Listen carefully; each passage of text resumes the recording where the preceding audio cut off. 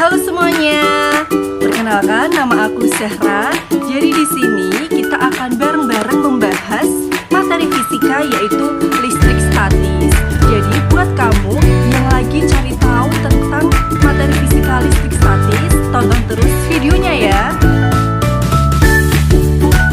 Pernahkah kamu mencoba menggosokkan penggaris plastik ke rambut kepala selama beberapa saat, kemudian mencoba mendekatkan penggaris pada serpihan-serpihan kertas? Ternyata, kertas tersebut terangkat dan menempel pada penggaris. Hal tersebut merupakan salah satu contoh fenomena listrik statis. Listrik statis merupakan jenis listrik yang tidak mengalir.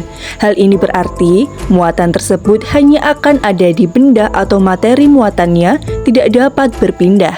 Listrik statis tidak dapat mengalir dari satu tempat ke tempat yang lain, melainkan muatan listrik hanya akan menyala sekejap di satu tempat, sehingga listrik statis tidak akan mampu menghasilkan arus listrik.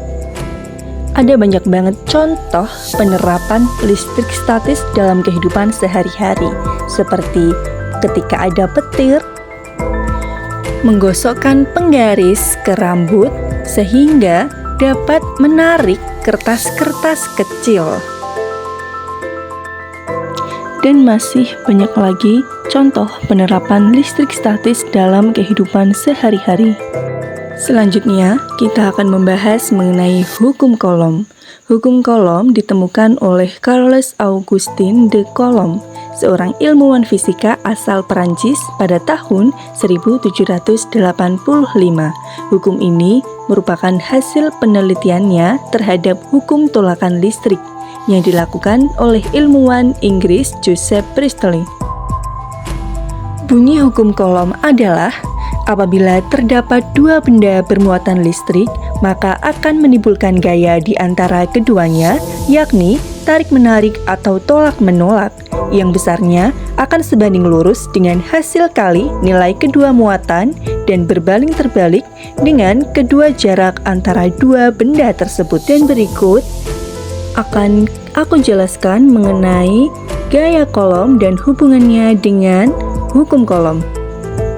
Gaya Coulomb adalah gaya yang timbul akibat interaksi antara dua muatan listrik yang dapat berupa tarik-menarik atau tolak-menolak. Gaya Coulomb dipengaruhi oleh besarnya muatan listrik dan jarak antara kedua muatan. Jadi, kalau hukum Coulomb menjelaskan hubungan antara gaya listrik dan muatan listrik, sedangkan gaya Coulomb adalah gaya dasar listrik yang dihasilkan dari hukum tersebut. Kuat medan listrik adalah besaran vektor yang menyatakan intensitas medan listrik di suatu lokasi. Kuat medan listrik dipengaruhi oleh muatan sumber dan jaraknya terhadap muatan uji. Berikut adalah rumus medan listrik. Next, kita akan membahas potensial listrik dan energi potensial listrik. Potensial listrik merupakan energi potensial listrik persatuan muatan ketika diberikan muatan uji di antara dua titik. Sedangkan energi potensial listrik sangat penting dalam sebuah kinerja persatuan muatan untuk membawa partikel bermuatan tak terhingga ke titik tertentu.